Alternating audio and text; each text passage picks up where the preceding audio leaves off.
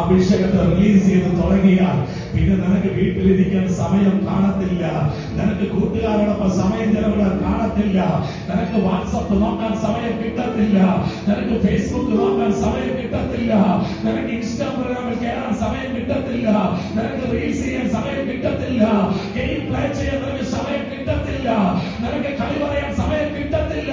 കാരണം അഭിഷേകം വാഴുവാൻ തുടങ്ങി. അഭിഷേക സകലത്തിന്റെ മേൽ വാഴാൻ പോകുക.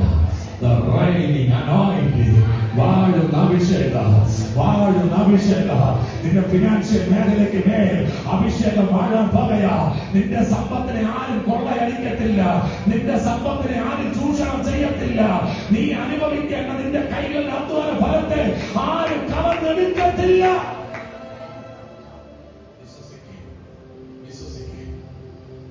ഒരു നന്മയ്ക്കും നിനക്ക് കുറവ് വരികയില്ല.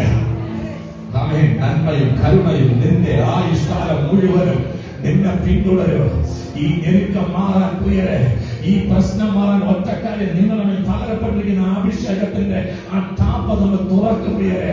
അവൻ ആ നാമം ഉപയോഗിച്ച ആ യേശുവിന്റെ നാമത്തെ ഉപയോഗിക്കും പ്രിയരെ. ദൈവം തന്നിരിക്കുന്ന അധികാരത്തെ ഉപയോഗിക്കും പ്രിയരെ. ദൈവം തന്ന അഭിഷേകത്തെ ഉപയോഗിക്കുക. പകൽക്കാലം ഇരിക്കുന്ന ഇരിപ്പിടം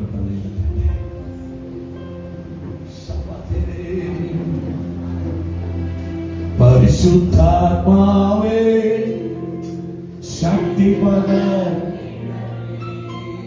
അവിടുത്തെ ബലം ഞങ്ങൾക്ക് ആവശ്യമെന്നു കർത്താവേ നീ.